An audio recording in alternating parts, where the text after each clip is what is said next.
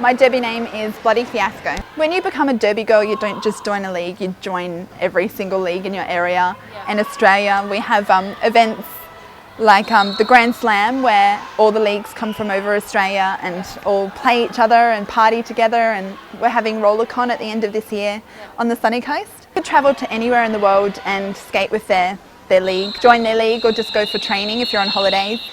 But so you don't just join your girls, you join everybody, which is really nice. We do train contact, we try to train how we play. So every week you're getting beaten up at least a couple of nights a week. I coach as well, so I sort of got beaten up Sunday and had a bruise on my thigh like that, and then I let the Jacks level girls, who are one level down, I let them all hit me for about half an hour on that side, so my bruise is like nasty. But it's weird because the girls will say that they do get a little bit addicted to the contact, I suppose. I guess it's a bit of an adrenaline rush. I guess like football players, you know, that's part of what attracts them to it, the contact. You do get hurt. You enjoy showing off your bruises to your other derby mates. You're like, hey, score, you know, and oh, I think that was your shoulder, or like, did you cop a load of this? You know, like, you love it. It's part of derby. It's almost, the bruises are your day-to-day, week-to-week tattoos that you get. Turning 40 very soon, and I wanted to give myself a great birthday present.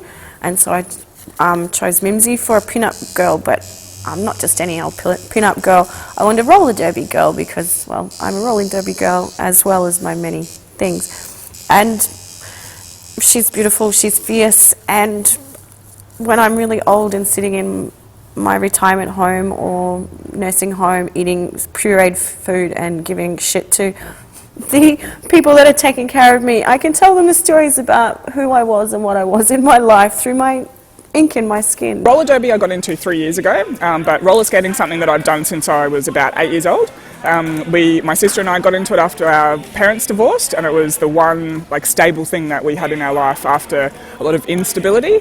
Skating for me is something where I get out on the track and it's like nothing else exists. It's my in the moment, completely 100%, I'm in that space and I don't think about anything else. I don't stress about anything else. It's my thing. So while I love roller derby, it's roller skating that I absolutely love.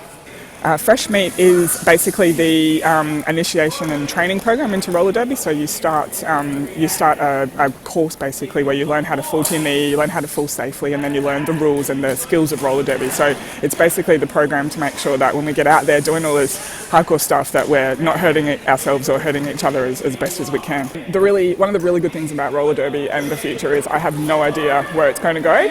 It's like you get on the bus and you just go for a ride. When we started, we had about 20 of us who used to skate in circles around our Bundamba skating rink. Now our league has about 150 people involved. We have 3 intra-league teams and 2 travel teams, and it just keeps growing and growing. So in 4 years we might be in the Olympics. Who knows? Who knows where it could end up? But it's certainly an evolving sport that's got a lot of phases yet to go through, so it'll be interesting to see what happens. There's tactics out now that the rules committee, the people who wrote the rules, never envisioned. And it's just an amazing sport, and it's amazing to see how the girls who actually play the sport are taking an active role in developing how it's played. Yeah, I'd like to see the sport get into the Commonwealth Games. I mean, they had the London roller girls at the opening ceremony of the Olympics. You know, it's not huge, but it's a step. You know, so yeah, if you've got 2 legs and a heartbeat, you can play roller derby. The arms are optional. In fact, you'd probably be better off without them because there's going to be a whole bunch of penalties and you're never going to get called for. One young lass in America is 1 arm. Not a problem at all. It doesn't matter. Just come along, try to skate. Give it a shot. What have you got to lose?